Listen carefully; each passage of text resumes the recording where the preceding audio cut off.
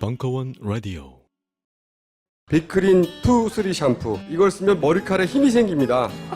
말도 안 되는. 제가 지난 시간에 머리카락이 힘이 생긴다고 그래가지고 말도 안 되는 소리라고, 그래서 광고 떨어질 줄 알았거든요. 근데 진짜로 힘이 생긴다는 걸 증명하기 위해서 광고를 연장하였다. 좋아! 그럼에도 많은 분들이 구매해 주셨습니다. 그리고 구매 후기를 통해 인정해 주셨습니다. 딴지마켓 재구매율 53%에 빛나는 빅그린 투쓰리 샴푸, 23일 후 변화가 없으면 100% 환불해드리겠습니다. 지금 바로 딴지마켓에서 확인하세요. 철학박사 강신주의, 더 필로소피. 이름은 바뀔 수 있는가? 2부 2016년 12월 15일 강연. 크립키로 들어가기 전에 그 철학적 탐구에서 비트겐슈타인이 했었던, 지나가는 듯이 이제 가볍게 지금 얘기를 하죠. 이 비트겐슈타인은 우리가 나중에 우리가 볼 거예요 아마. 한 3주 4주 뒤에 청년 비트겐슈타인과 장년 비트겐슈타인. 예, 뭐 제일 중요한 사람 중에 하나예요. 서양 철학에서는 제일 중요한 사람 중에 하나일 거야. 그리고 이렇게 제가 그때도 얘기했지만, 러셀을 이렇게 읽으면 그냥 따라서 읽으면 돼요. 그렇게 어렵지는 않은데, 그 비트겐슈타인은 천재예요, 그냥. 그러니까 그 어떤 압박감을 느끼는 거는 굉장했어요. 저 젊었을 땐 내가 철학을 해서 뭐 할 것인가. 뭔지 아시겠죠? 내가 비트겐슈타인 정도도 못할 텐데 뭐 할까, 뭐 이런 생각도 들었었던 사람이 사실. 크립키도 뭐 그렇게 어렵다라는 느낌은 없어요. 그냥 따라갈 수 있어요. 그 어렵는데, 비트겐슈타인은 여러분들 많이 힘들 거예요. 그 사실은 조금 애정을 가지고 그 진득하게 봐야 된다라는 거는 맞아요. 그러니까 서양 철학에서는 칸트랑 비트겐슈타인은 그냥 깊숙하게 좀 이해를 좀 해둬야 되는 사람이고, 그러니까 큰 줄기 능선에서 두 가지 높은 봉우리예요. 그거 넘어야 된다. 그거 안 넘으면은 이제 비트겐슈타인에 대해서 잘 모르고 칸트에 대해서 잘 모르면 서양 철학은 이해하는데 좀 많이 힘들 거예요, 사실. 그리고 여기에도 사실은 크립키라든가 러셀서부터 크립키서부터 드디어 영미 분석 철학이라는 게 이제 본격적으로 시작이 되는 거거든요. 그래서 언뜻 프레게도 배웠죠. 이제 프레게도 조금 이제 기억나시죠? 방금 했으니까. 이름이라는 건 지시와 의미의 두 가지 기능이 있다. 이러면서 의미 영역을 열었고, 러셀이 이제 거기에 한 걸음 더 나가서 고유명사는 기술구로 바꿀 수 있다. 뭐 이런 얘기를 했잖아요. 그러니까 우리가 지금 이제 전제를 해야 될 게, 직대면에 대한 인식은 버리자고요. 이 러셀의 문제는 그걸 둘로 딱 나눠버린 거에 문제가 있어. 그 두 가지는 연결되는 문제예요, 사실은. 제가 아까 강의했을 때 그게 연결되는 걸로 그렸다고. 직대면하고 어떤 절차예요? 이 사람을 만나고 김선미라는 걸 알고, 무슨 말인지 알죠? 제가 바깥에 가서 뭐 이런 거지. 내 강의 듣는 이상한 여자 아줌마가 있어. 무슨 말인지 알죠? 그러면 그 사람한테는 김선미라는 이름이 기습구가 되잖아. 그래서 그 사람이 용케 여기 강의에 참여하면은 저 여자가 김선미일 가능성이 많다, 이렇게 찾으면 되는 거잖아. 이해되시죠? 그러니까 직면하는 인식, 그 다음에 기술구에 대한 인식이 연속적이에요, 사실은. 러셀은 쭉 나눴지만. 무슨 말인지 아시겠죠? 어쨌든 그런 거라고. 최초로 소크라테스를 기술했던 사람이 있죠. 친구라든가 그 당시에. 그 사람 얘기를 듣고 들어서 지금까지 내려온 거야. 사실은. 반드시 고유명사는 직대면의 가정이 있어야 돼. 우리는 이것이라고 하지 마자. 이것이라고 해도 돼요, 사실. 디스라는 말은 사람을 가리켜도 되니까. 이것이 영민한데 당신 이름은 뭐예요? 나 소크라테스요. 이렇게 됐어요. 소크라테스? 기억해 둬야 될 이름이군. 뭐 이렇게 됐다고 합시다. 그래서 주목을 했어. 그랬더니 아니나 다를까 막 젊은이들을 선동해서 논리적으로 사유하자라고 막 이러고 떠들고 다니는 거야. 무슨 말인지 알죠? 그러다가 이제 제가 이제 알게 되고 뭐 기타 등등 이렇게 되면서 저한테는 두 가지잖아. 소크라테스를 직면을 했고, 소크라테스라는 말도 알지. 그럴 줄 알았어. 그 사람이 옛날에도 그랬었어. 논쟁적이었다고, 쓸데없이. 그리고 끝내 내가 저럴 줄 알았어. 지 논리 때문에 죽을 줄. 외우자. 모든 법은 지켜야 된다. 악법도 법이다. 그럼 죽는 거잖아요. 여기서 악법도 법은 아니다. 악법은 법이에요? 아니죠. 바꿔야 되잖아. 그러면 이제 바꿨으면 소크라테스는 안 죽지. 그러니까 모든 법은 지켜야 된다. 악법도 법이다. 악법도 지켜야 돼요. 3단 논법이 사실 소크라테스를 죽인 거라고. 논리적이잖아. 악법도 법이잖아. 악법은 법 아니야? 법 아니라고 그랬잖아요. 그러면 이제 대략 난감인 거고. 개변론자라고 그러는 거죠. 지가 지키고 싶은 법만 지킨다. 이렇게 나올 거라고. 그러니까 논리적이라는 건 재판정에서 있는 엄격한 그 무슨 말인지 아시겠죠? 그런 가정이랑 같은 거예요. 그래서 어쨌든 이제 출발은 이제 그런 거죠. 그러니까 미리 지금 얘기를 드리는 거예요. 우리는 결론 부분부터 합시다. 러셀만 계속 보다 보면 기술구 맞아. 우리는 씨발 본 적도 없잖아. 그런데 소크라테스가 누군지 지목도 안 했는데 우리는 마치 쓰잖아. 여러분들도 마찬가지죠. 여러분들도 뭐 그 사람을 직접 안 보지만 우린 쓰잖아요. 하지만 처음에 그 사람은 간접이다. 안철수는 간접이다.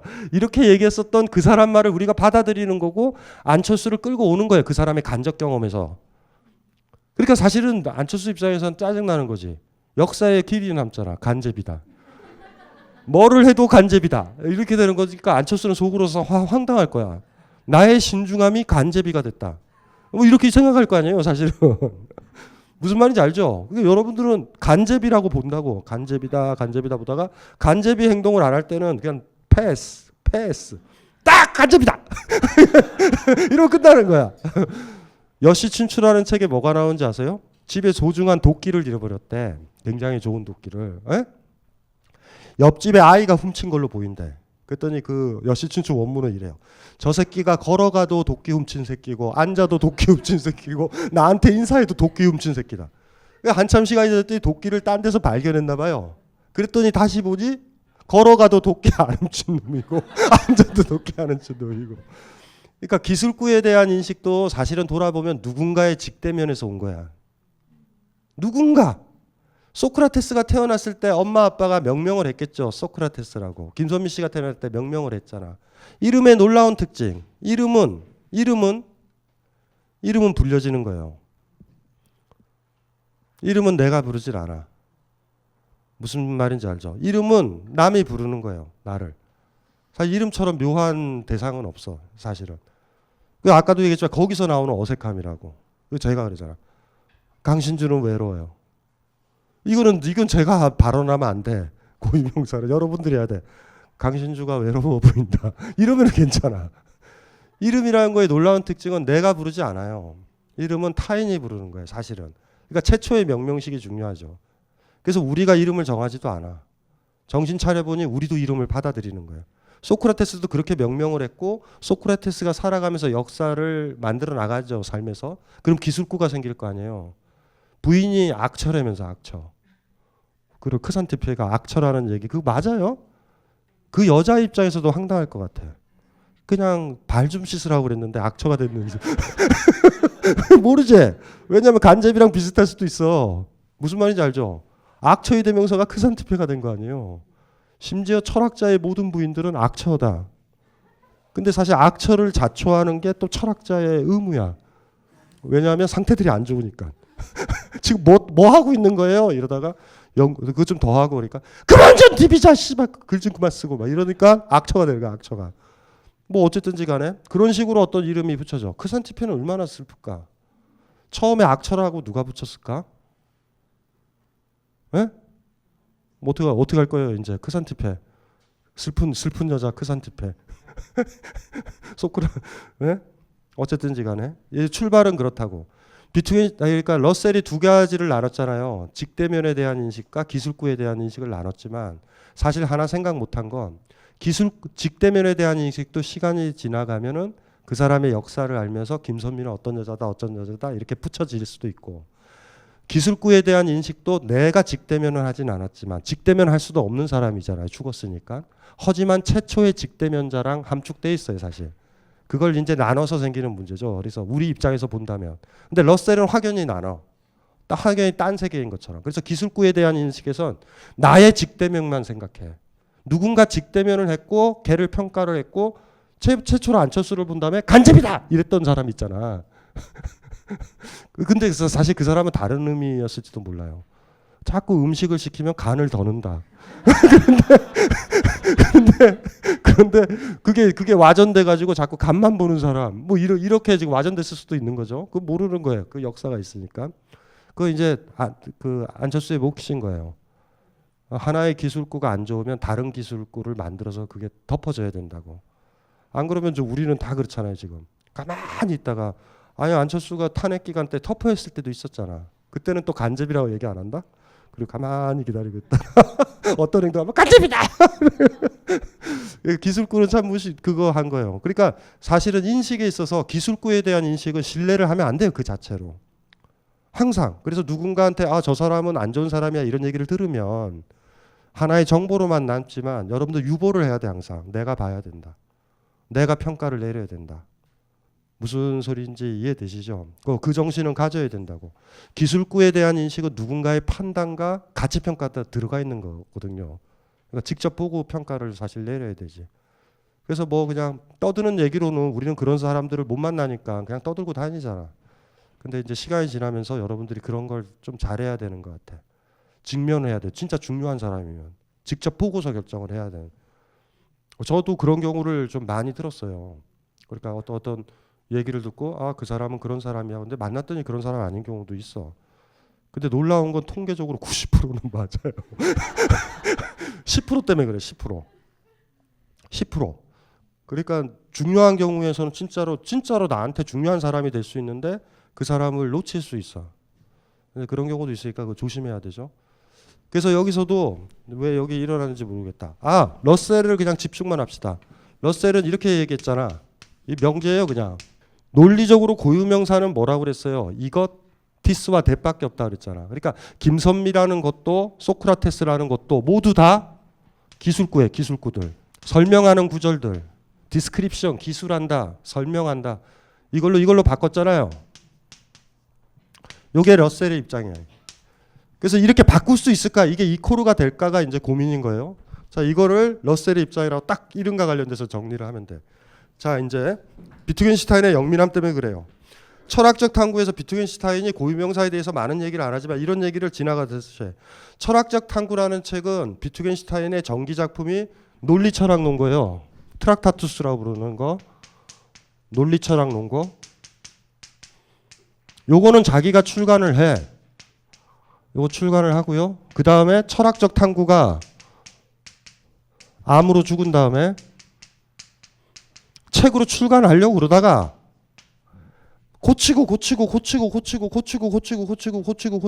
하다가 못 내고 뒤졌어요. 그냥 낸 거야. 근데 출간을 거의 염두에 둬서 비트겐슈타인 성격은 굉장히 꼼꼼한 사람이라 어떻게 고쳐졌을지를 모르겠지만 넘버링이 달려있고 비트겐슈타인은 하루에 생각나는 대로 아주 짧은 글을 아주 임팩트 있게 쓰고 항상 구절들이 다 이래. 이거는 이렇게 부를 수도 있을까? 라고 끝나요. 철학적 탐구를 보면. 무슨 말인지 알죠? 그러면 철학적 탐구를 읽을 때 저거 어떻게 읽었는지 아세요? 없다 라고 놓고 이유를 대보고 있다 하고 또 이유를 대봐야 돼. 매번 그렇게 할 때마다 왜 그렇게 질문을 던졌는지 어디로 딱 결정을 안 해요. 정확하게 해요. 지적인 엄격함 있죠. 바로 쫙 추론해서 안 나가. 딱 멈춰요. 와, 그 균형 감각은 엄청나. 이게 무슨 말인지 알죠? 그러니까 그런 식으로 돼서 매일 써요. 매일. 비트겐슈타인이 강의를 할 때는 저는 진짜 반 비트겐슈타인 쪽으로 강의하는 사람이에요. 비트겐슈타인은 여러분들 책상 없어요. 의자에만 앉아 있어. 그리고 여러분 앉아 있고 비트겐슈타인이 딱 들어와. 마이크는 없고요. 그냥 들어와 이러고 있어. 가만히 있어요. 교수들도 와서 들어요. 책상 없어요. 가만히 있어. 왔다 갔다 해요. 어느 날은. 그리고 2시간 지나서 나가. 그 사람들이 고요한 공기 있죠. 아우라 장난 아니었어요. 무슨 말인지 아세요? 네, 쓸데없는 얘기하면 난리 나고 초토화시켜요. 그냥 정신을 피폐하게 만들어요. 뭔지 아시겠죠? 장난 아니에요. 그리고 그분이 한마디 툭 던지면 메모하고 그냥 나가버리기도 하고 뭐 장난 아니었죠. 깡패. 지금은 아마 스마트폰으로 찍어가지고 우리 교수가 씨발 돈 받고 강의는 안 하고 씨발 왔다 갔다 한다 뭐 이럴 거야 아마. 근데 완전히 그냥 아우라가 장난이 아니어가지고 그런 사람이었어요 그냥. 그때 훌륭하죠 그냥. 이게 일단은 고유명사에 대한 철학적 탐구에 나오는 거 이거 봐봐요. 348페이지. 사실 이 말로도 생각을 다 해볼 수 있을 것 같아. 어린이는 자기 인형의 이름을 부여하고 그것에 관해서 그리고 그것에게 말을 한다. 우리 그 인형한테 여자아이들이 많이 붙이는 이름이 뭐 있죠? 대표적인 게 여러분이 젊었을 때 뭐 붙였어요 이름? 인형에. 인형 없었어 가난해서? 루루? 루루 좋다. 그래도 아이들이 그 루루 보고 얘기하잖아. 루루야, 뭐 그러고 울면서도 루루야 너는 안 슬퍼? 막 이러고 그쵸? 루루 오늘 외로웠니? 막 이렇게 하잖아. 걔한테도 이름 붙이듯이. 이와 관련하여 우리가 어떤 사람의 이름으로 그 이름을 가진 사람을 부르는 쓰임이 얼마나 독특한지 생각해 보라. 끝. 생각해 보래요. 그럼 생각해야 돼. 그분이 생각하라고 그러면. 내가 이렇게 생각했는데 이 판단은 옳을까? 이렇게 끝나게 돼. 철학적 탐구는. 그러면은 두 가지로 생각해야 돼. 옳다. 왜 옳지? 이거 한번 생각해 보고. 그러다. 왜 그러지? 한번 생각해 봐야 돼. 뭐 주장을 했으면 편하잖아요. 사실 이거다. 주장은 많이 없어요. 사실 의외로. 몇몇 주장들이 강력한 거 있는데 근데 읽어보면 철학적으로 엄청 훈련시켜줘요. 철학적 탐구 읽기 만만치가 않을 거예요. 처음에 읽으면. 그러니까 제가 젊었을 때 대학원 가서 석사과정 때 얼마나 힘들었겠어요. 예? 이렇게 강의 듣다가 강의는 그냥 무시하고 내 빈 시간에는 비트겐슈타인을 넘기고 있다고. 그 어떤 때는 어떤 구절이 막 너무 명료하게 보일 때 있잖아. 그럴 때는 너무 행복한 거예요. 근데 그 다음 구절에서 또 자초. 이 과정을 굉장히 많이 반복시켰었던. 예. 논리철학농구가 청년이고 저때 저 책을 쓴 다음에 캠브리지 대학 교수를 그만둬요. 철학이 끝났기 때문에. 그 다음에 다시 돌아와요. 캠브리지 대학에. 비트겐슈타인이 어느 정도인지 아시겠죠? 돌아오니까 교수직을 줘요. 캠브리지는. 뭐 유명한 얘기 있잖아. 케인즈가 그랬잖아. 왕께서 돌아오신다. 그분께서. 신께서 돌아오신다. 캠브리지 대학 지성인들한테서도 뭐 압도적인 아우라였어요. 그러니까 이 사람은 대학 교수가 아니고 비엔나 출신이고 세기말 비엔나의 낭만주의도 가지고 있기 때문에 정신도 뭐 굉장히 강렬하죠. 그 러셀이랑 했었던 그 유명한 얘기도 있잖아요. 젊었을 때 처음 만났을 때 비트겐슈타인만은 지도교수 러셀 방에 아무 때나 들어와서 소파에 앉아 있다가 그냥 나가기도 하고 그래요. 러셀은 아무 말도 못해. 쫄아가지고. 그런 아우라예요. 그러니까 20대 때도. 그래가지고 러셀이 한마디 하죠. 비트겐슈타인한테. 자네의 문제가 윤리적 문제면 내가 해결할 수 없다. 논리적 문제라면 나랑 얘기를 해보지. 그때 비트겐슈타인이 그러죠. 선생님, 논리적 문제와 윤리적 문제는 같은 겁니다. 그리고 나가. 에? 에? 무슨 말인지 아세요? 비트겐슈타인의 단어는 딱 하나요. 비트겐슈타인 책을 읽으면 제일 많이 다루는 단어. 이 단어. 제가 너무 좋아하죠. 이 단어는 제가 발음 잘해. 클라리티. 명료함.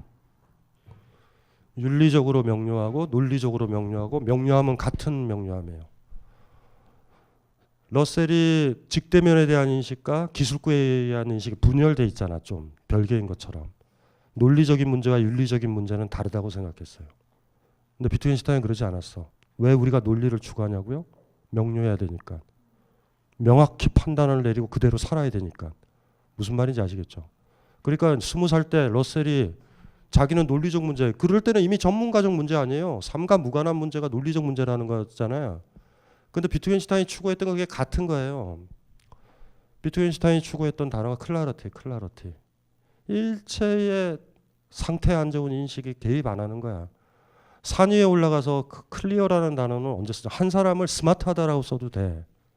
스마트라는 말 있죠. 클리버하다. 클리버라는 단어도 써도 돼. 클리어하다라는 말을 함부로 쓰면 안 돼요. 투명한 사람이야. 유리같이. 무슨 말인지 알죠? 세계를. 굉장히 퍼펙트한 단어예요. 클라리티라는 건. 철학적 탐구에서 제일 많이 나오는 단어. 클라리티. 클리어 뷰. 명료한 인식, 클리어. 산에서 많이 느낀다고. 설악산 같은 데 가서 구름이 막 덮여 있어서 아무것도 안 보일 때, 갑자기 바람이 불어가지고 구름이 확 걷혔을 때, 동해바다 확 내려볼 때, 그때 느낌이 클리어예요. 명료한 거. 내 앞에 내가 보려는 거에서 가로막힌 게 하나도 없어. 우리는 애매하잖아요. 어? 그 구름, 그 그림자 때문에 애매하게 보이잖아. 비트겐슈타인이 평생 추구했던 게 그런 거라고. 그러니까 이게 분석 철학이 명료함을 추구한다라고 그랬을 때는 논리적 명료함인데, 비트겐슈타인은 달라요 좀. 비트겐슈타인은 삶의 명료함과 논리적 명료함은 같은 문제야. 그러니까 20세기에 이런 철학자가 나온다라는 건 거의 성인이 되고자 하는 사람. 그러니까 그런 아우라들 때문에 제자들이나 동료 교수들이 힘들어하는 거지. 자기는 전문가임네 이러지만 딴 거에선 불명료하잖아요. 근데 비트겐슈타인은 그러지 않아가지고 그렇죠. 그 20세기가 그래도 외롭지 않은 건 비트겐슈타인이 있어서 그런 것 같아. 네. 좋아해요. 근데 가까이 두고 싶진 않아. 굉장히 까탈스러워요. 어쨌든 여기서 방금 그랬잖아요. 비트겐슈타인 이렇게 출발해. 어린이는 자기 인형의 이름을 부여하고 그것에 관해서 그리고 그것에게 말을 한다. 아이가 인형에 이름을 붙이는 그 순간 그 인형은 아이의 인형이 된다. 김춘수라는 내가 싫어하는 시인도 그랬다고요. 내 이름을 부르기 전에는 나는 기억나세요? 꽃? 그거 한번 읽어볼까? 내가 그의 이름을 불러주기 전에는 그는 다만 하나의 몸짓에 지나지 않았다. 내가 루루라고 이름을 부르기 전에 그는 다 그냥 인형일 뿐이에요. 내가 그의 이름을 불러주었을 때, 루루라고 불렀을 때 그는 나에게 와서 꽃이 되었다. 나의 인형이 된 거예요. 내가 그의 이름을 불러준 것처럼 나의 이 빛깔과 향기에 알맞은 누가 나의 이름을 불러다오. 그에게로 가서 나도 그의 꽃이 되고 싶다. 우리들은 모두 무엇이 되고 싶다. 나는 너에게, 너는 나에게 잊혀지지 않는 하나의 의미가 되고 싶다. 아우, 이건 사변적이에요. 너무 사변적이야. 내 이름을 불러준다. 이름을 부른다. 사랑한다라는 거야. 이름을 부른다. 어이 거기 일로 와봐 이런 거. 여러분들의 경험 하나 있다. 이름이 왜 이렇게 주술적인지 아세요? 옛날 동창회 이름이 가물가물할 때 있지. 누구더라. 근데 그 이름이 딱 떠오르는 순간 그때 그 당시에 그 여자아이의 얼굴, 친구의 얼굴도 떠오른다. 이름이 희미해지면 그 사람도 기억도 희미해져요. 그리고 사실 그게 제일 불쾌하잖아. 제가 사람들 만났을 때 우리 이제 오늘은 너무 많이 연습했잖아. 김선미 씨. 김선미 씨가 책 가져와서 사인할 때 다시 항상 물어봐요. 다시 한번 가르쳐줘요. 네. 그럴 때 사실 김선미 씨 속상하다고. 씨발 지금까지 책 사인한 게 40권인데 씨발 이름 하겠다. 무슨 말인지 알죠? 예? 이게 별게 아니라니까. 이름을 기억한다라는 건 명명식이 뭐예요? 버릴 인형에다가 이름을 왜 써? 루루라고 쓰는 순간 끝난 거잖아요. 사랑한다도 들어있는 거예요. 루루. 그리고 아이는 이렇게 얘기하잖아. 아이가 그 다음 얘기가 뭔지 아세요? 본인 이름 뭐야? 예원? 이 예원이라는 꼬맹이는 그랬을 거야. 루루. 넌 루루? 얘기해봐. 난 예원이야. 얘기해봐. 안 그렇겠어요? 넌 루루, 난 예원. 근데 인형은 가만히 있어요. 어느 날 인형이 예원 그러면 공포영화가 시작돼요. 김춘수의 시에서 얘기 나오죠. 이거 어렵지 않다. 실험해 볼까요? 여러분들 집에 아파트나 뭐 이런 집에 보면 바깥쪽에 나무 있지. 풀 있지. 그거를 하나를 이름을 오늘 정해요. 애정을 가지고. 내일쯤 정하자. 나무를 가지고. 뭐로 정할까? 생각나는 거 있어요? 철수? 뭐로 이름을 정할까? 신주라고? 발로하고 그걸 이름을 정해서 매번 나올 때마다 그 나무한테 얘기를 하는 거예요. 잘 잤니? 밤엔 추웠는데. 이해되세요? 계속 이름을 부른다. 친해져요. 시간이 지나서 그 나무가 무슨 가지가 부러져도 우리는 알아. 산에 올라가서 왜 우리가 그 많은 풀들을 기억 못하는지 아세요? 그 풀의 이름을 몰라서 그래. 우린 다 봤는데. 식물도감을 가지고서요. 풀이 식별이 되고 저건 무슨 꽃이라고 부르는 친구들 봤죠. 그 친구들은요. 산에 가면 우리랑 다르다. 이름은요. 그 이름 불려진 대상을 이 세계 모든 것으로부터 끄집어내는 행위예요. 많은 인형이 루루 인형과 같이 생긴 게 인형들이 있었어. 그걸 데리고 나오지. 그리고 루루라고 붙이는 그 순간 똑같은 인형들이라고 해도 루루인 거야. 이름을 부른다는 건 그런 거예요. 사실은 최초의 명명의식이란 그런 거야. 엄마가 아빠가 애를 태어나자마자 어이 안녕 반가 애한테 그러라? 에? 씨발 이름 언제 정하지? 이러지 않잖아. 이름 막 찾죠. 이름. 무슨 말인지 알죠? 이름 부른다라는 건 그런 거예요. 누구를 만났을 때 여러분이 당혹스러운 거 있죠. 친한 친구라고 생각하지만 이름이 기억 안 날 때 있지. 친하지 않는 거예요. 이름을 잃어버린다는 거 그 존재를요 없애버리는 거야. 예? 저건 산수유꽃이야. 그걸 알면 산수유가 확 온다고. 어렵지 않아요. 이해되죠? 이름을 까먹는다는 건 다 까먹는 거야. 사실은. 첫사랑을 이름 까먹은 사람들 있지. 그럼 까먹은 거예요. 놀라운 거예요. 하나의 이름이 딱 그 기억이 나면 최소한 그 이름을 불렀을 때 모든 추억과 모든 기억과 그 사람의 윤곽까지 다 떠올라. 그리고 이런 경험은 뭐 안 해봤어요? 이름 까먹었어. 걔가 나온다 그러는데 얼굴이랑 매치도 안 될 때 그 모임에 딱 갔는데 그 아이의 얼굴을 딱 보는 순간 이름이 확 떠오를 때 있지. 그렇게 이름은 주술적이에요. 한번 붙으면 붙어지는 거야. 하나의 이름은요 의미 없는 덩어리야. 아까 김춘수도 그랬잖아. 의미 없어의 꽃들은 흔들린다고. 그 꽃 하나에다가 이름을 붙여주는 거야. 붙여주면 완전 달라져요. 그게. 비트겐슈타인은 지금 그걸 주목하고 있단 말이에요. 한 꼬맹이가 인형에다 이름을 붙이고 어떻게 사용하는지를 보라. 어떻게 사용하는지를 보라. 마찬가지라는 거예요. 우리도 이름을 부여한다라는 것. 여기에서는 굉장히 심각한 거죠. 직대면에 대한 것도 있지. 기술구도 생길 수 있는 여지도 있고 복잡한 거예요. 이게 비트겐슈타인이 가진 매력이에요. 사실은. 이름을 부른다.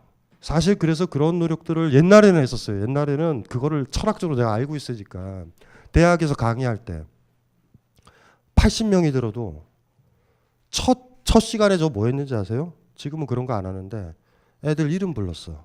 한 명씩 얼굴 보면서. 에? 두 번째 강의에서도 이름 불렀다고. 그리고 마지막 강의 끝났을 때 다시 불러준다고. 이름 부른다라는 거. 소중한 거죠, 사실은. 천천히 80명. 그리고 좋아요. 시간도 많이 가고. 저희 부르면서. 근데 지금은 우리 이거 강의 시작할 때 이름을 이제 안 부른다. 그치? 출석부도 없어요. 출석부 같은 거 있어야 되는데, 출석부.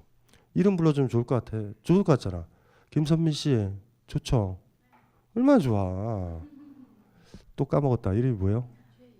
최예원. 얼마나 좋아요. 최예원. 내 이름은 기억 못하겠지. 지금 저러고 있다. 이름이 뭐라 그랬어요? 박혜경. 얼마나 좋아요. 이름을 까먹는다라는 거. 무섭다. 그리고 여러분들이 그 나중에 많은 남자와 많은 여자를 만날 때 이름을 혼동하면 큰일 나요. 이름을 잘못 부르면 안 돼. 이름을 잘못 부른다는 건 그 어떤 상황에서 이름이 떠오르면 그 사람을 제일 사랑하고 있는 거야. 이거 굉장히 조심해야 돼요. 친구 만났을 때도. 무슨 말인지 알죠? 조심해야 돼. 응? 무슨 말인지 알죠? 제 경험에서 나오는 말이에요. 조심해야 돼. 이름을 식별을 못하게 되면 일파만 받고요. 우린 직감해. 무슨 이해되시죠? 그 소중한 거다. 자, 이렇게 이제 길게 얘기했어요. 이름이 어떻게 주어지는지 아시겠죠? 이름은 한 이름을 붙인다라는 건 전체 무의미한 덩어리에서 그거를 하나 내 앞에 끄집어 드리는 거고, 이름이 기억이 안 나는 건 걔가 수많은 것들, 혼동되는 그것들 속에 들어가 버리는 거야. 꼬맹이가 언제 제일 힘들까? 루루라는 인형을 가지고 갔는데 다른 인형과 섞였을 때 절망스럽게 찾아야 되잖아. 루루라고. 야, 그거 찾는 거죠. 아이를 잃어버린 어머니처럼. 철수야 어디 갔니 시장을 헤매는 사람처럼. 주술처럼 떠오르는 그 말. 누가 죽으면 떠오르는 그 고유명사. 누가 죽으면. 그렇게 강력한 거예요, 사실. 그러니까 뭐 그냥 러셀에는 그런 게 없잖아. 너저분하잖아. 그냥 기술구로 바뀐다. 뭐 우리가 배우니까. 근데 비트겐슈타인한테 그게 많이 들어왔죠. 어린이는 자기 인형에 이름을 부여하고 그것에 관해서, 그리고 그것에게 말을 한다. 이럴 때 이름이야. 루루야, 나는 오늘 너무 슬퍼 라고 이야기하는 꼬맹이가 고유명사를 제일 잘 쓰고 있는 거예요. 거기서 그걸 본 거예요. 비트겐슈타인은. 자, 크립키는 그런 점에서는 비트겐슈타인 정신을 논리적으로는 받았어요. 349페이지 한번 볼게요. 이렇게. 보통의 경우 우리의 지시행위는 단순히 우리가 생각하는 내용에 의존하지 않고 언어 공동체의 다른 사람들과 그 이름이 어떻게 그에게 도달했는가의 역사와 그와 같은 것들에 의존한다. 그런 역사를 추적하면서 우리는 그 이름이 지시하는 것을 이해하게 된다. 다음과 같이 말할 수 있을 것이다. 최초의 명명의식이 일어난다. 여기서는 실제의 사물을 직접 보여줌으로써 대상을 명명할 수도 있고 이름의 지시체가 하나의 기술을 통해 확정될 수도 있다. 아무튼 그 이름이 다음 사람에게서 다음 사람으로 넘어갈 때 이름을 받는 사람은 이를 배울 때 틀림없이 그 이름을 전해준 사람과 동일한 내용을 지시하기 위해 이름을 사용해야만 할 것이다. 우리가 배웠잖아요. 그렇죠? 소크라테스가 독약 먹어서 죽었다, 독약을 먹어서 죽었다라는 그 얘기를 들었던 어떤 사람이 또 전해주고 전해줘서 지금까지 내려온 거예요. 기술구를 너저분하게 생각하지 말자라는 거예요. 지금 이 사람 생각하는 건. 그게 만만한 게 아니라는 거예요. 최초의 명명의식이 있었다. 이 구절이 중요하다고. 최초의 명명의식이. 이러면서 이제 크리키는 이제 사유를 하기 시작하는 거죠. 왜냐하면 러셀은 최초의 명명의식에 대해서 고민하지 않거든. 아까도 그래서 얘기한 거예요. 직대면에 대한 인식이 처음에 시작하고 그게 쌓여서 기술구에 대한 인식으로 나왔다라고 그러면 되는데 너무 거칠게 그냥 나눠버린 거야. 두 가지 인식이 있다. 이런 식으로. 근데 지금 비트겐슈타인적으로 들어가는 거잖아요. 지금도. 최초의 명명의식이 있었다. 그렇게 전해진다. 루루라는 이름도 그렇게 전해질 거고 안철수의 이름도 그렇게 전해질 거예요. 최초의 명명의식이 있었고 최초는 간접인 아니에요. 안철수 부모님이라고. 무슨 말인지 이해되시죠? 그때부터. 그리고 이제 계속 연동을 하는 거예요. 그리고 우리가 서로 암암리에 합의하는 건 안철수는 안철수예요. 혼동하면 안 되는 거예요. 그냥 계속 그걸 쓰기로 한 거예요. 그냥. 그러니까 너무 자명한 얘기를 하는 거예요. 러셀한테 휘둘려가지고 우리가 이상하게 생각했어. 자, 요 정도로 그쳤으면 별로 재미가 없어요. 비트겐슈타인처럼 최초의 명명의식이 있었다 뭐 이 정도면 되는 게 아니라 이게 이제 그 다음에 중요한 건데 이걸 지금 붕괴시켜야 되잖아요. 핵심은 기술구가 아니다라는 거. 그래서 그 유명한 크립키의 가능세계론이 나와요. 가능세계 알죠? 가능세계. 가능세계라는 거 우리가 상상해 보는 거야. 사유실험을 해보는 거야. 그렇지 않았더라면 히틀러가 처음에 그림을 그렸을 때 장학금을 받아서 그림 학원에 들어갔다면 2차 대전은 일어나지 않잖아. 우리 그랬던 거 많이 있잖아요. 응? 살리에르가 모차르트를 안 만났으면 슈베르트가 슈베르트의 겨울 나그네를 베토벤이 안 들었다면 지금 슈베르트는 없을 거예요 아마. 베토벤이 너무 감동해가지고 자기가 죽을 때 관을 나르는 사람 한 사람으로 슈베르트를 지목해요. 지금도 그렇지만 관을 나른다라는 건 후계자란 뜻이야. 그러니까 베토벤은요 음악성서부터 대중성까지를 동시에 확보한 거의 유일한 작곡가예요. 뭐 예를 들면 핸델, 하이든 뭐라면 대중적이었대. 핸델 대중적이라고. 영국에서 돈 많이 주니까 영국에서 주로 활동하고. 베토벤은 그렇지 않아요. 예술성 높고 대중성도 있었다고. 그러니까 장례식장에 막 2~30만 명이 모였다고. 그렇게 많이 모인 사람 중에 슈베르트가 이걸 들고 있다고요. 불행은 그거지. 그렇게 들고 나서 얼마 안 있어서 그 뭐 매독이라는 얘기도 있고 뭐도 있지만 몇 년 안 돼서 죽었어요. 하지만 막판에 절정은 있었던 거죠. 사람들이 슈베르트 뭐 이렇게 하게 됐으니까. 가능세계가 뭔지 알죠? 한번 생각해 보는 거예요. 내 남편을 안 만났으면 내가 그때 그쪽 길로 안 가고 이렇게 갔었다면 무슨 말인지 알죠? 가능세계가 그 논인데 이걸 이렇게 얘기하는 거예요. 제가 그래서 그때 근사한 걸 하나 만들어 놨어.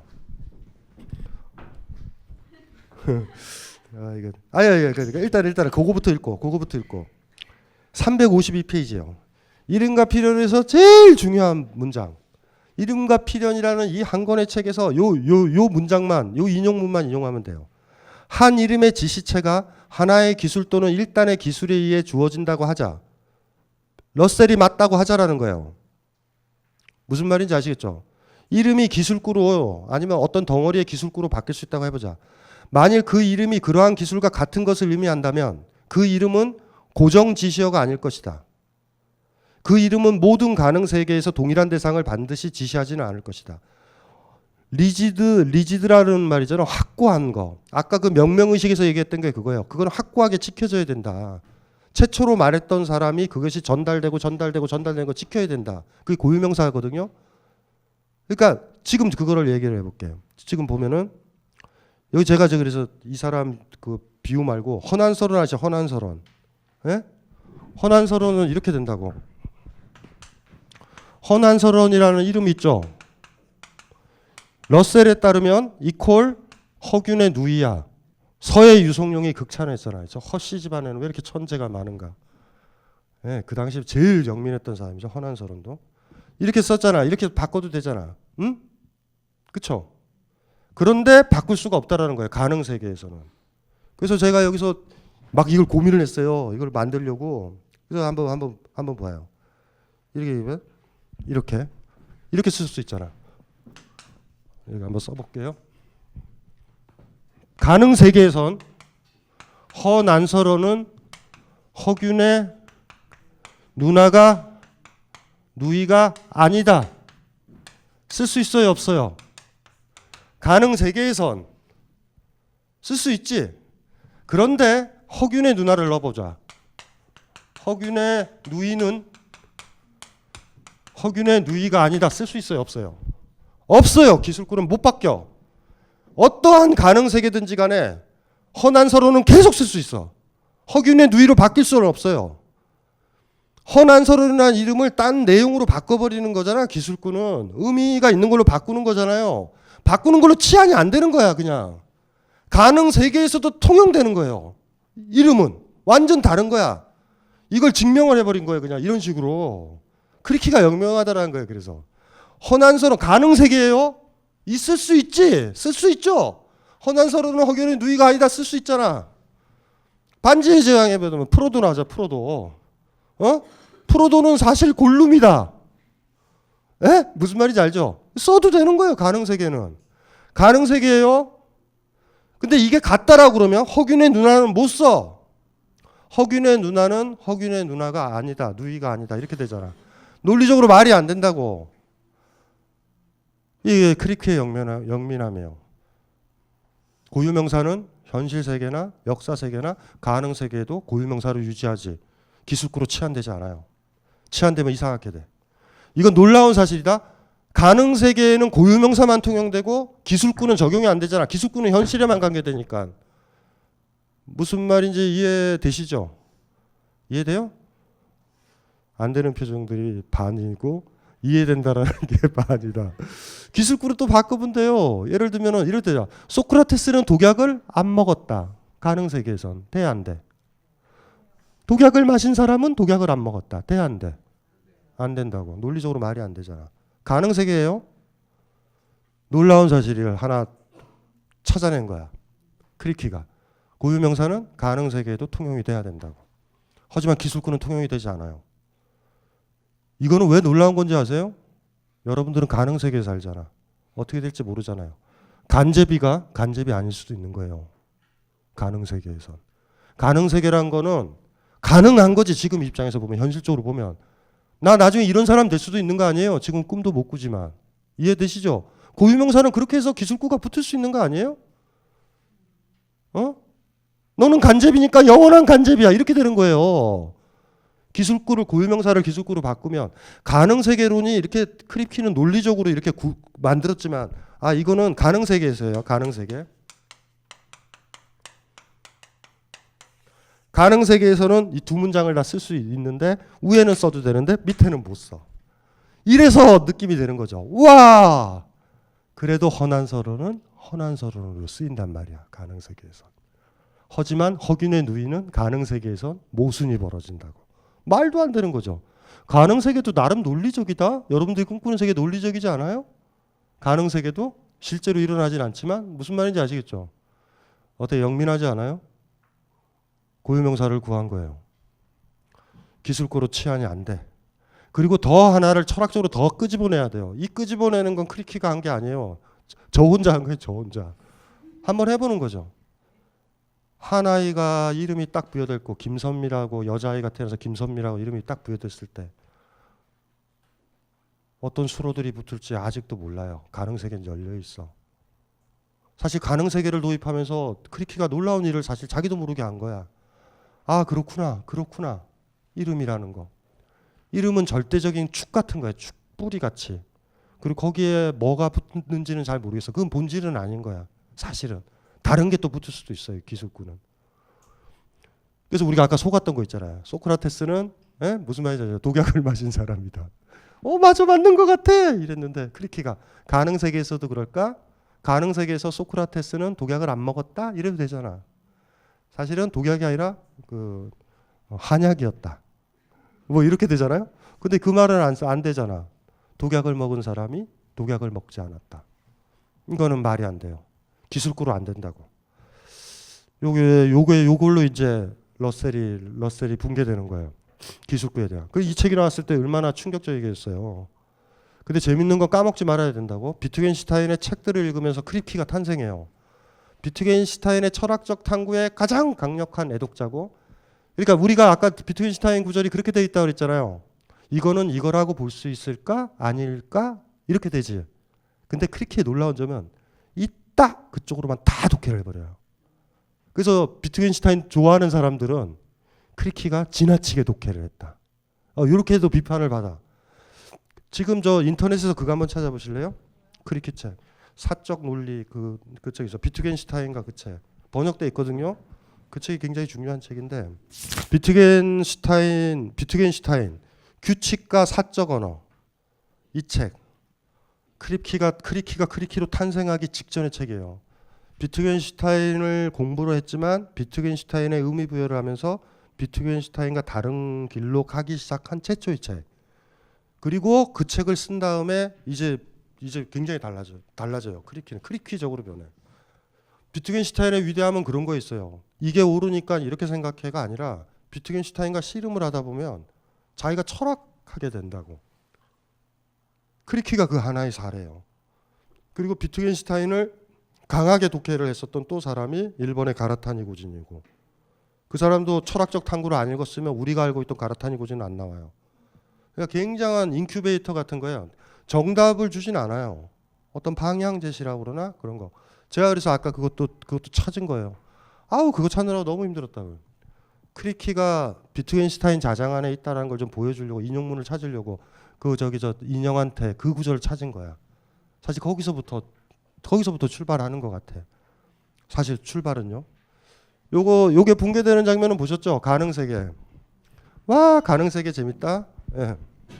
에베레스트 산 있죠. 에베레스트 산.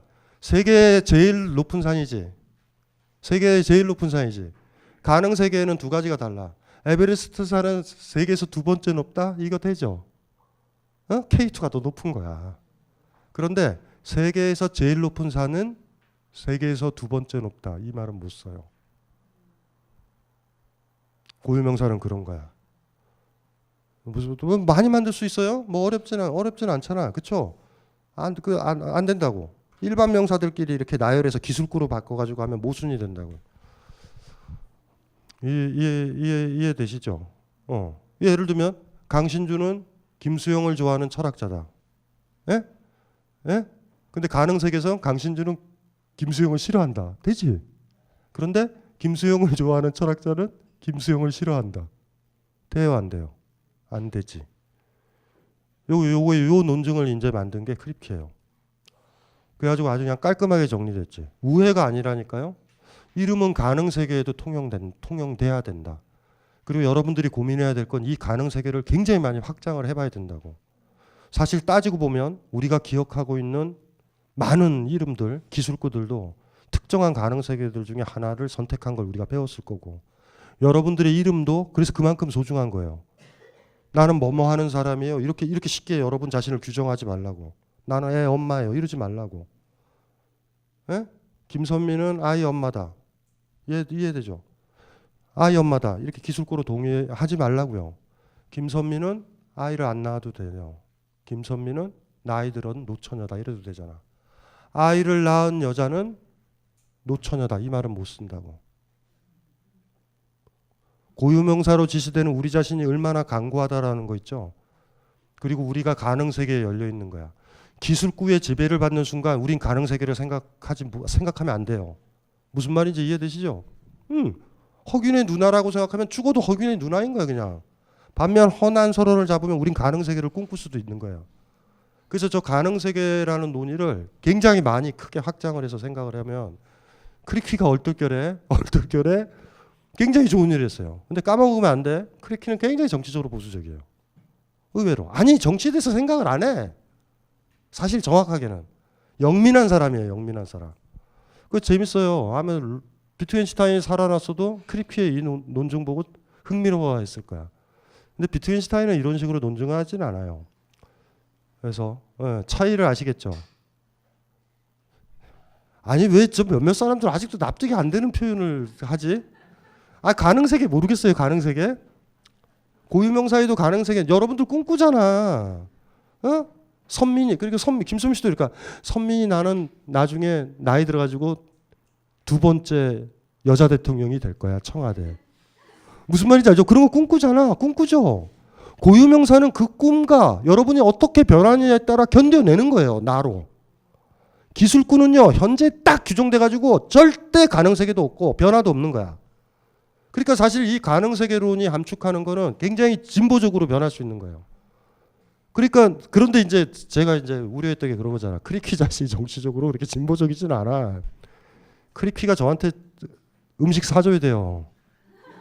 내가 봤었을 때 야 고맙다. 나를 인문주의자로 거듭나게 해줬구나. 예. 근데 러셀이랑 참 아이러니하게 달라. 러셀은 굉장히 진보적인데 기술구로 바꾼다라는 점에서 현실을 그냥 끌어들이는 거야. 받아들이는 거예요. 그냥 보수적인 방법인 거야. 김선미는 아이를 낳은 엄마야. 그럼 그걸 긍정해야 되는 거야. 아이를 낳은 엄마 아니야 너. 이렇게 나오는 거라고. 무슨 말인지 아시겠죠? 그냥 아이를 낳은 엄마가 되는 거야. 그런데 김선민이라는 단어, 김선민이라는 고유명사로 지칭된 김선민은 다른 세계를 가질 수 있다고. 다른 세계에도 김선민이라고 할 거예요. 애들이랑 떠나서도 이혼을 하든 뭐를 해도 김선민은 김선민인 거야. 다른 기술구들이 붙일 수 있는 사람이라고. 그래서 가능 세계를 뭐 이렇게도 봐도 되죠. 잠재적인 세계라고 봐도 돼. 뭐 이거는 제 해석이에요. 강한 해석이지만 충분히 그 해석이 가능하지. 그래서 20세기 초반을 장식했던 러셀의 그 유명한 기술구 이론은 붕괴돼 버려요. 끝. 의미 없다. 그리고 원래대로 돌아와 버렸어요. 강력한 애정과 강력한 사랑에 의해서 입양 보낼 아이를 부모가 이름을 지을까? 내 방이 아닌 집에 내 방이 아닌 거예요. 월세를 사는 사람이 자기 집 안에 방 안에 무슨 서재라는 이름을 지을 수 있을까? 잠시 빌린 물건에 이름을 붙일 수 있을까? 이름 붙인다는 건 굉장히 다른 거잖아요. 의미가. 친구가 여행 간 동안 잠시 돌보는 그 개에 여러분들 이름 붙일래요? 아니지. 돌려줘야 되니까. 최초의 명명의식은 놀라운 일이 벌어진 거예요. 사실. 어떤 부모가 아이한테 이름을 붙였을 땐 그 아이의 모든 가능세계까지 간통할 수 있는 그 이름을 붙인 거야. 그리고 이런 거죠. 네가 어떤 삶을 살든지 간에 이 이름을 가진 너를 사랑하겠다고. 원래 명명의식은. 왜 무서운 거 아니에요. 그러니까 사실은 크리키가 처음에 최초의 명명의식이 있었다. 이런 것도 더 고민을 해봐야 돼요. 아까 그래서 김춘수를 읽어드린 거야. 언제 우리는 명명을 할까? 사람들이 만나면 여러분들 중에 그런 사람들이 있어. 애인이 되면 서로 이름을 만들어주는 경우 있죠. 애칭을. 그 본능적으로 하는 거예요. 그거는. 왜냐하면 싫은 거야. 옛날에 불려졌던 그 이름에서 추가되는 게 싫고 내가 엄마인 것처럼 내가 아버지인 것처럼 내가 딸을 대하듯이 내가 아들을 대하듯이 이름을 붙이고 싶은 거예요. 끄집어내고 싶은 거야. 그거 했던 적 있죠. 그 지금 남편은 아니고 지금 남편이 뭐라 불렀어요? 우리 봄인? 봄이나? 이렇게 붙였어요? 지금 성함은 어떻게 되는데? 이승인데 승이라고 안 부르고 봄이나? 이거 뭐야? 이거 봐. 지금 뭘로 불러요 남편이? 봄이나라고 불러? 승이라고 안 부르고? 남편을 뭐라고 불렀어요?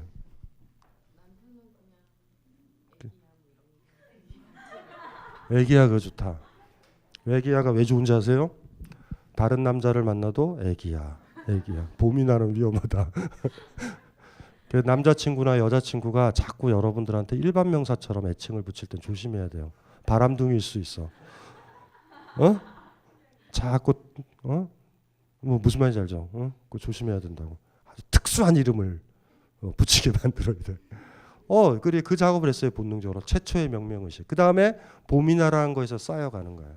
그리고 그 이름을 붙인다라는 건 크리키로 다시 돌아오면 당신이 어떻게 되든 간에, 당신이 멍청해지든 다리가 아프든 병이 들든지 간에 다른 세계에 들어가도 당신을 봄이나로 사랑한다는 거예요. 이름 붙인다는 게 그렇게 심각한 거죠. 사실은 제가 조금만 더 고민을 하면 그 부분을 좀 쓰고 싶어요. 사실 최초의 명명의식이 가진 그 강력한 의미, 자기만의 것들을 만들 때 우리 이름 붙여주는 거 있잖아. 그 강력한 거. 전체 무분별한 세계 속에 들어있는 거를 나머지를 모조리 배경으로 하고 그것만 앞으로 이렇게 확 끄집어내는 행위들. 그게 최초의 명명의식인 것 같아요. 그 분석 철학의 이카루스 러셀이라는 부분을 조금 좀 읽어봤으면 좋겠어요. 러셀을 우리가 다루지 않으니까. 논리학은 많은 부분 수학, 특히 집합론과 밀접한 관련이 있다. 예를 들어 유명한 아리스토텔레스의 3단론법을 보자. 모든 사람은 죽는다. 소크라테스는 사람이다. 그러므로 소크라테스는 죽는다. 여기서 중요한 것은 3단론법 3단론법의 추리 규칙 중 결정적인 것이 두 번째 명제. 소크라테스로 지칭되는 개체가 사람이란 집합에 속한다는 사실이다. 아까 얘기했죠. 소크라테스가 사람이다라는 그 하나의 규정에 딱 묶는 거라고 사실은. 여기서부터 이제 모든 문제가 벌어지거든요.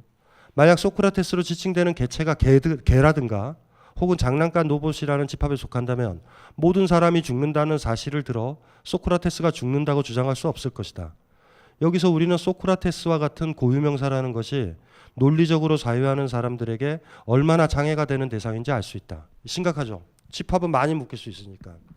사람이라고도 묶일 필요도 없어요. 다른 것도 많잖아. 아까도 얘기했죠. 고유명사의 내포는 많으니까 심플해져야 된다고.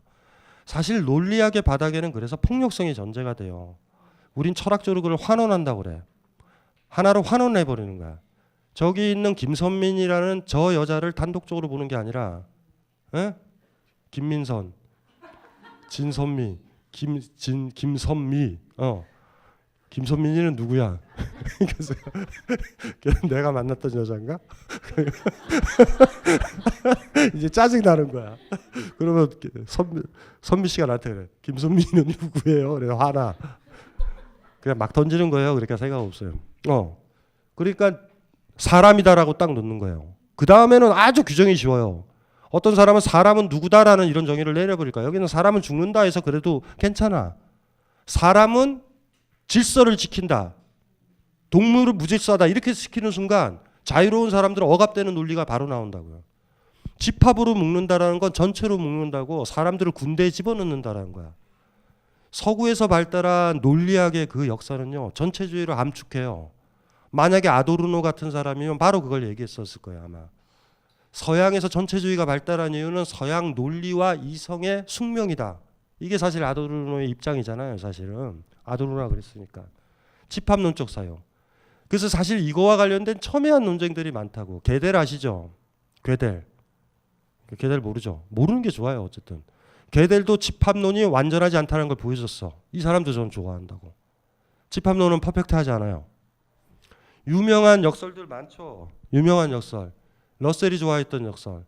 모든 크레타 사람들은 거짓말쟁이다. 기억나죠? 크레타 사람이 얘기했다고. 그건 참이야 거짓이야. 어느 거짓말쟁이가 얘기한 거예요. 크레타 사람이 얘기했어요. 그 유명한 거죠. 거짓말쟁이 역설이라고 현대판 버전은 거짓말쟁이 역설이야. 원래는 크레타 사람이 얘기거든요. 어떤 크레타 사람이 얘기했어. 모든 크레타 사람은 거짓말쟁이다고. 자, 이 사람의 말은 참이야 거짓이야. 요게 굉장히 큰 문제예요. 요게 논리학에서 진짜 중요한 문제라고. 요 문제 때문에 일파만파 커지고 최신 버전이 러셀이 만든 게 거짓말쟁이의 역설이에요. 거짓말쟁이가 말했을 때 그 거짓말쟁이의 말은 참이야 거짓이야. 이거 굉장히 힘들어지잖아요. 많이. 뭐 이런 거예요. 집합론이라는 것들을 하나로 딱 묶여야 되거든. 게델이라는 사람이 있었던 거 집합론의 그 윤곽이 확실하게 굳어지지 않는다는 거예요. 여백이 생긴다고. 이런 것들. 그래서 좋아하죠. 크리키도 좋아하는 거고 게델도 좋아하는 거고. 여기에 보면은 수학 기초론이 있어요. 수학 기초론. 그 부분에서 수학에 대한 얘기, 집합론에 대한 얘기를 넣는 이유도 사실 거기에 있어요. 사실은. 어쨌든지 간에 집합론은 굉장히 중요한 거예요. 모든 수학의 기초는 어디? 수잖아요. 수.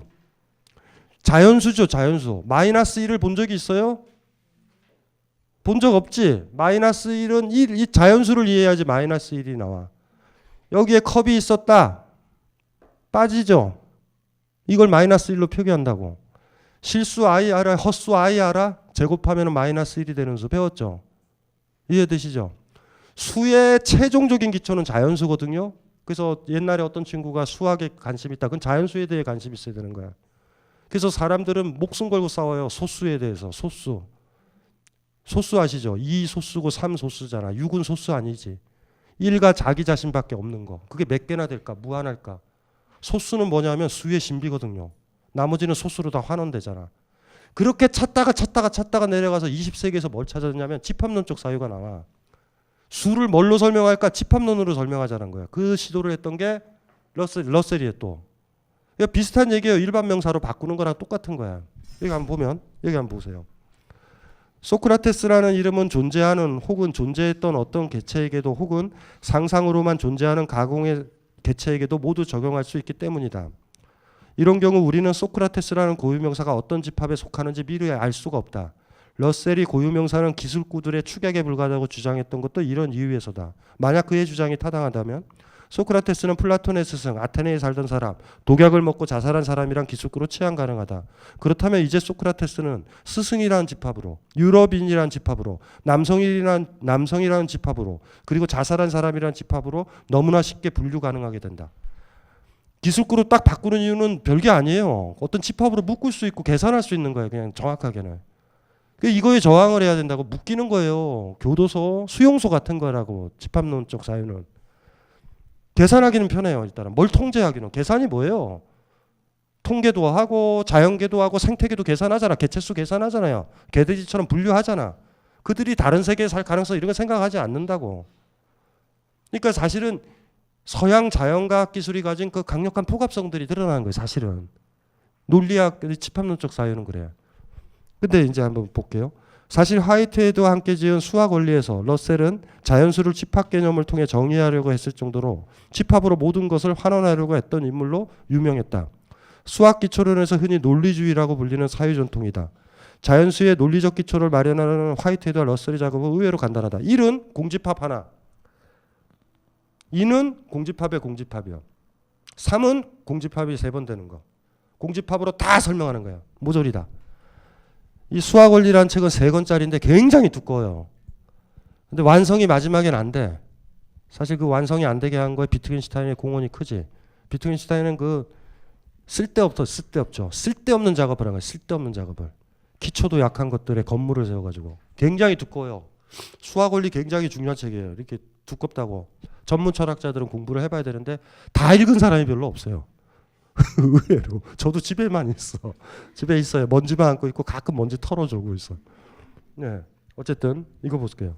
자연수를 수많은 중첩된 공집합의 기호들로 환원하려는 러셀의 시도가 사실 고유명사를 복잡한 기술구들로 환원하려고 했던 그의 시도와 구조적으로 같다는 점이 매우 위태롭게 보인다. 여기서 러셀의 시도는 좌절되고 만다. 게델이라는 천재 수학자가 제안했다는 불완전성의 정리가 등장하면서 수학의 기초를 마련하는 러셀 등의 이성적 시도 자체가 불가능해졌기 때문이다. 모든 참인 명제로 모든 수학적 명제와 기타 등등을 정당화하려고 그랬어요. 퍼펙트하게 자명하고 스스로 정합적인 명제들. 그런데 그런 가장 기초적인 명제들 중에서 참인지 거짓인지 증명이 안 되는 거짓말쟁이 역설 같은 명제가 하나 있어. 반드시. 불완전성의 정리. 그래서 우린 기초를 세울 수 없어요. 게델 입장에선. 무슨 말인지 알죠? 그걸 수학적으로 증명을 해내버린다고. 수학의 기초를 마련하고 수에다가 공집합으로 체계를 마련하고 기초 있죠. 20세기가 물리학이 발달했잖아요. 양자역학 발달했고 핵무기가 발달했잖아. 자연과학의 바닥에 뭐가 있어요? 수학이 있다고. 수학이 동요되면 자연과학은 다 붕괴되는 거야. 그러면 수학도 기초에다 세워야 되잖아. 무슨 말인지 알죠? 그래서 수학 기초론이 20세기에 너무 많이 발달한다고. 초기 1, 2차 세계대전 전에는 독일 게팅겐 대학에서 이제 시작하는 거예요. 훗설도 있었고 그랬던데 1, 2차 세계대전에 독일이 흔들리면서 그게 캠브리지로 건너가요. 영국이 그걸 주도했다고. 근데 게델이 쭉 등장하면서 개소리다. 기초 없다. 못 만든다. 모든 참인 명제로 정당하려고 그랬어. 이게 굉장히 중요한 거예요. 수소폭탄 하나가 수학의 기초에 있다고. 근데 수학이 이게 참인지 거짓인지 모르잖아. 참인 거를 만들려는 게 수학 기초론이라고요. 그래서 뭐냐면 몇몇 요소들 있죠. 아까 공집합으로 환원하듯이 몇몇 기본적인 명제들로 이렇게 질린 걸로 만들려고 그랬어. 요소로. 그런데 그것들은 서로 정합적이고 그러니까 하나가 참이면 다 참여해야 되는 거야. 그리고 각자가 참여해야 되잖아. 근데 게델이 수학적으로 뭘 증명했냐면 그 기초적인 명제들 중에 토대에 해당하는 명제들 중에 참인지 거짓인지 입증할 수 없는 명제는 반드시 하나 있어요. 최소한. 기초론 끝. 수학 기초론이 붕괴된 거예요. 20세기 초에 가장 지적인 사람들이 온몸으로 투여했던 게 수학 기초론이야. 수학이 어떻게 기초를 마련할까? 이거는 서구인의 자신감이에요. 전체 서양의 물질 문명의 바닥엔 물리학이 있다고. 물리학의 밑엔 수학이 있다고. 그러면 수학이 붕괴되면 다 붕괴되는 거예요. 지금은 그렇지는 않지. 요것도 20세기 초반의 어떤 논의예요. 서양 사람들의 논의. 그래서 누가 빨리 수학의 기초를 놓을까? 예, 이런 논의들이 있었어요. 그때 이제 게델이 등장하는 거죠. 그래서 속칭 그런 얘기도 하는 거야. 게델 때문에. 이성의 종원. 기초 없이 산다. 여러분들 기초 있이 살아요? 이거 힘든 얘기다. 기초가 확고하게 있어야 되나? 아예 안 그래요. 그렇진 않은 것 같아. 우리는 어떤 식이냐면 사실은요. 게델이나 이런 사람들의 교훈을 받아들이면 민들레 씨 같아. 날렸다가 우린 뿌리를 내려요. 기초가 있고 자라질 않아. 실질적인 순서는. 이해되시죠? 기초는 두 번째에 와. 기초를 만들었다고 해서 위로 만들어지진 않아요, 사실.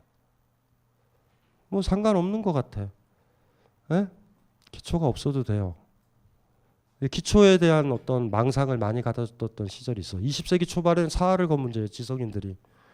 그러니까 계속 환원을 한 거지. 현대 자본주의 문명, 서양의 과학 문명, 물리학, 그 다음에 어떻게 돼요? 밑에 수학, 그 다음에 밑에 수학 기초론을 만들려는 거야. 이게 노력이었어, 20세기에. 가장 지적인 사람들. 사실 머리 좋았던 사람들을 확인하고 싶으면 정치학, 문학하는 사람들 아니에요. 20세기 초반에 수학 기초론자들이랑 싸워야 돼. 지적인 거 좋아하시는 분들 있죠. 예? 물론 이제 의미는 없지. 걔들 때문에 다 붕괴돼가지고. 어쨌든 지간에요. 그 다음에 볼게요. 러셀의 근본적인 시도는 라이프치히에게서 영감을 얻은 것이다. 그것은 특히 인간에게만 종합명제와 분석명제가 구분되지만 신에게는 오직 분석명제만 있다는 라이프치히 생각과 관련된다. 종합명제, 분석명제는 기억나시죠? 종합명제라는 거는 주어가 참인지 거짓인지는 경험을 통해서 알아야 된다고.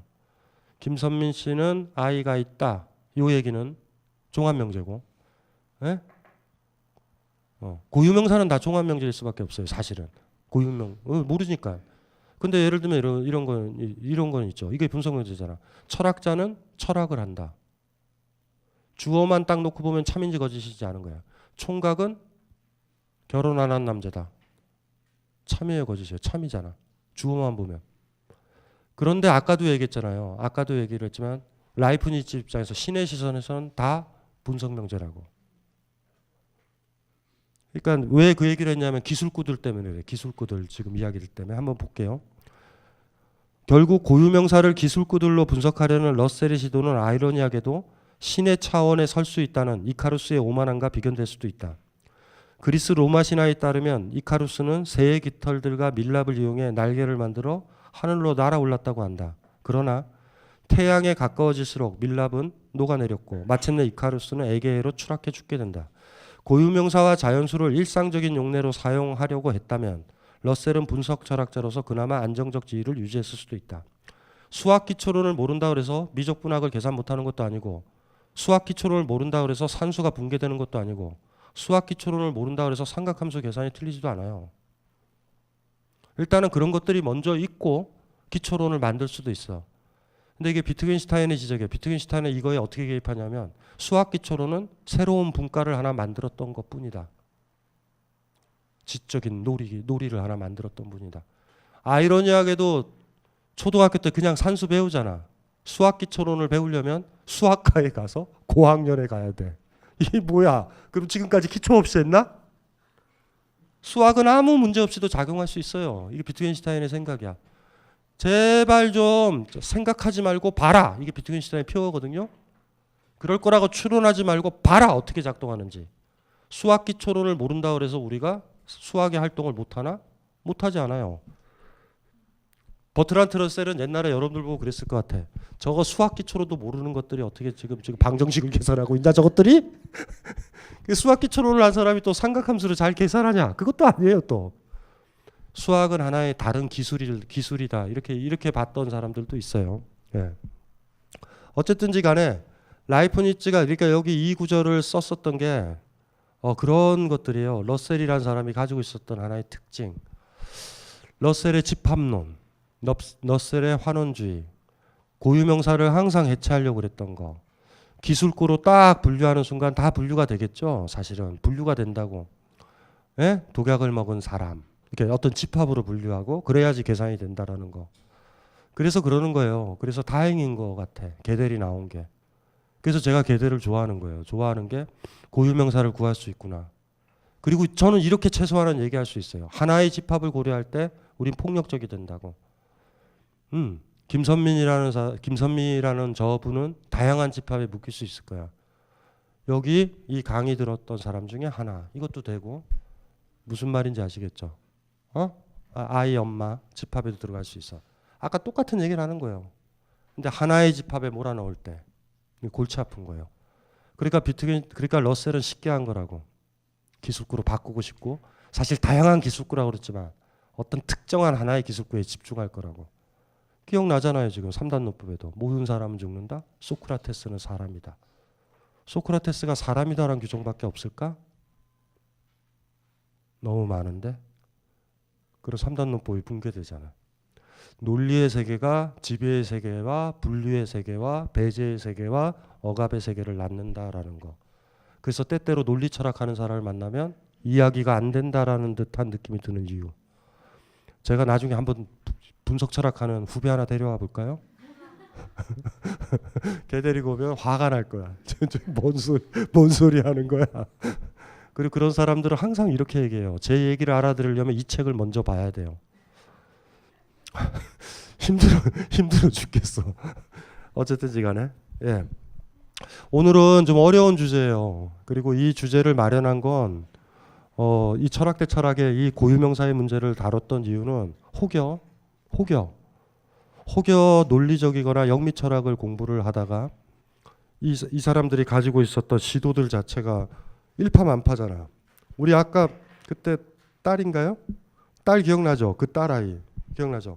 엄마 아빠 누가 좋아? 그러니까 둘 다 좋아. 그러다가 이 세상에 누가 제일 좋아? 엄마. 그리고 자기는 대답 잘했다고 메모했던 그 딸내미 기억나지? 근데 그 두 가지는 언젠가 충돌해서 둘 다가 좋다라는 게 없어져야 된다고. 아니면 아빠도 좋아해야 되던가. 그거를 코히어런트라고 그래요. 정합적이다. 예? 무슨 말인지 아시겠죠? 똑같은 것 같아. 고유명사에 대해서 어떤 입장을 딱 가지고 있잖아요. 그게 나머지를 정합하다 보면은 자기도 모르게 굉장히 억압적인 생각을 할 수 있는 거야.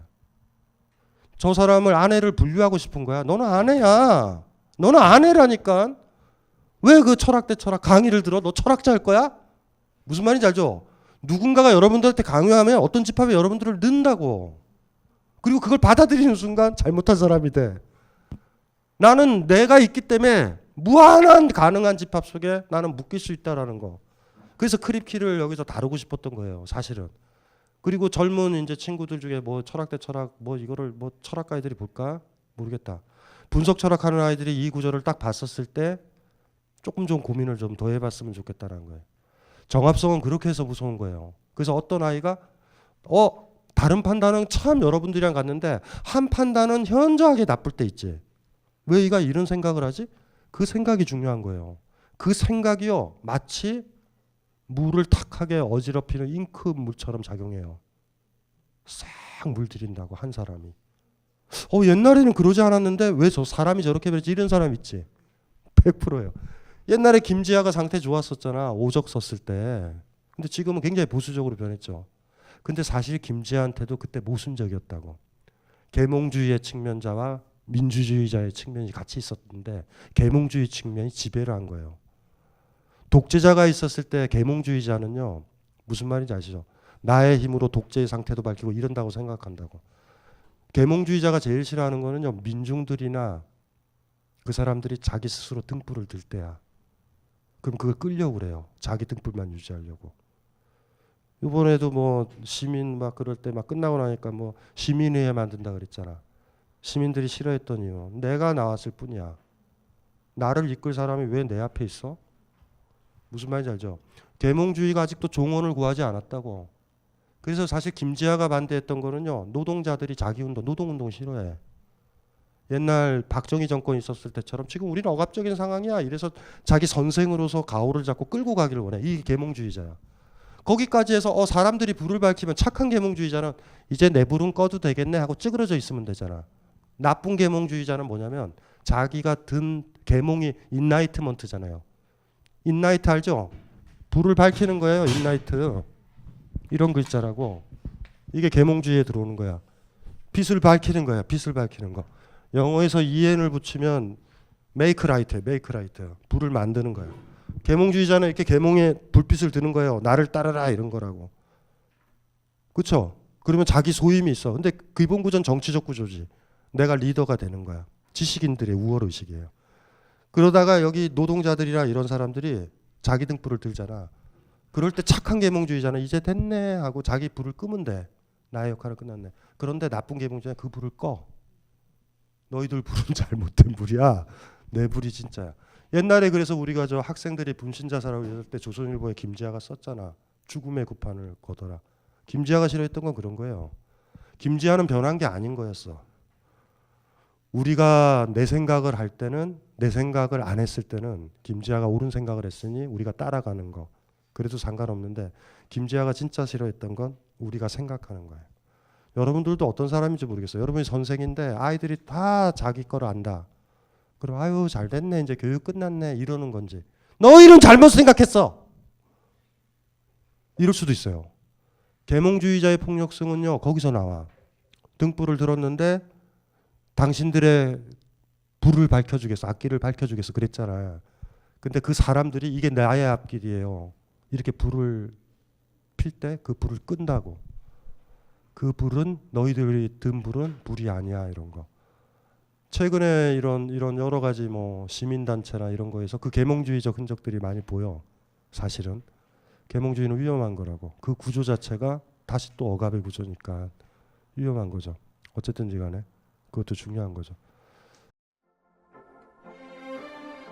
격렬한 런던의 풍경들, 쓰디쓴 리버풀의 눈물, 견고한 맨체스터의 추억, 우울한 베를린의 경기장, 강철 같은 민헨의 힘, 우아한 바르샤의 품격, 떨리는 라이프지히의 예술가들, 뒤틀리는 파리의 리듬. 정윤수의 스포츠와 예술로 떠나는 유럽 도시 여행. 2017년 1월 3일부터 매주 화요일 저녁 7시 충중로 벙커원. 이해되죠? 가능 세계를 어디까지 확장할 수 있죠? 여러분들은 여러분 이름이 있는 한 무수히 많은 모임에 속해도 돼. 무수히 많은 집합에 속해도 돼요. 하나의 집합에 속했다고 규정하면 거기서 부자유가 생길 거야.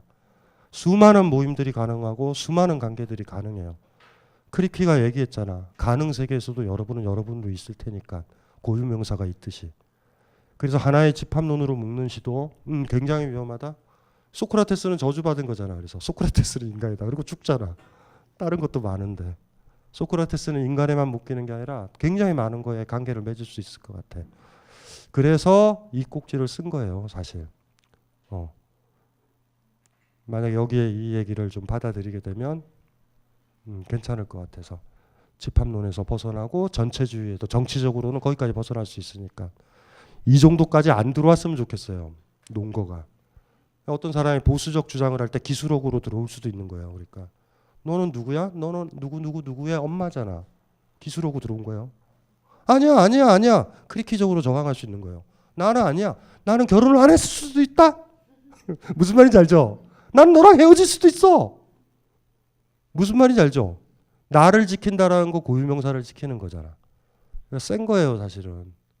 그래서 이 꼭지를 그냥 이렇게 고유명사와 관련돼서 잘난 척하려고 넣는 건 아니에요. 이거 중요한 얘기 중에 하나인 것 같아. 이름 세죠? 오늘은 여러분들이 고민한 건 이름이야, 이름. 이름이 뭘까? 그리고 고유명사가 뭘까? 그리고 여러분들이 얼마나 복잡한 존재라는 거. 그리고 스스로 기술 어구에 스스로 타인을 기술옥으로 간접이라든가 뭐 이런 걸로 그냥 규정하는 것도 좀 위험하다. 그런 생각도 좀 해보시고 스스로 자기를 어떤 기술옥으로 가다 놓는 사람이 있어요. 가다 놓지 마요. 여러분 고유명사는 가능 세계에 통용되듯이 여러분의 삶도 다른 세계에도 통용되는 거니까 좀 라디칼하게 읽으면 그거를 좀 생각을 좀 많이 했으면 좋겠어요. 그리고 아까도 얘기했지만 저 봄이나처럼 이름 붙이기 좀 많이 해요. 나이가 드니까 저도 좀 반성을 하는 게 이름을 안 외우려고 그래. 그거는 뭐냐면 사람들을 아끼기가 귀찮은 거예요. 내가 이제는. 처음에 대학 강단에 섰을 때 아이들 이름을 못 외웠을 때 부끄러워했는데 요새는 뻔뻔스러워요. 다시 가르쳐주면 다음에 외울게요. 그래가지고 사인해주고 그럴 때가 있어. 돌아보면은 그건 좀 굉장히 반성을 하는데 피곤해서 그래. 옛날처럼 애정이 많이 없는 거예요. 사람들한테. 이름들을 붙이는 작업들 많이 했으면 좋겠어요. 아기들처럼. 뭐 이상한 것 가지고 들어와서 이거는 뭐예요? 이러는 애들 있잖아. 애기들. 지랄하고 있네. 이러지 말고 아이는 명명의식이라는 걸 하잖아. 어느 순간 우리는요. 타인이 명명했던 거를 받아들이는데 급급하고 있는 것 같아. 우리가 명명하면 되는데 좋은 사람, 좋은 관계, 어떤 관계든지 간에 명명을 하자고요. 새로운 고유명사를 부여받는 사람도 됐으면 좋겠고 사랑은 그런 것 같아. 그런 느낌. 네가 옛날에 썼던 그 이름, 그 이름으로 너를 부르고 싶진 않아. 그 이름은 내 사랑이 담겨 있진 않아. 나는 너를 봄이나로 부를 거야. 봄이나. 그때 기분 좋지 않아요? 그때 애기 된 것 같은 거야 사실은. 어머 나를 정화해 주시고 세례해 주시는 내 남자친구요. 무슨 말인지 알죠? 에? 이름 붙여주기. 근사하잖아요. 그랬으면 좋겠어. 이름은 중요한 거예요. 그런 점에서. 됐죠? 이 강의는 벙커원 어플에서 동영상으로도 시청하실 수 있습니다.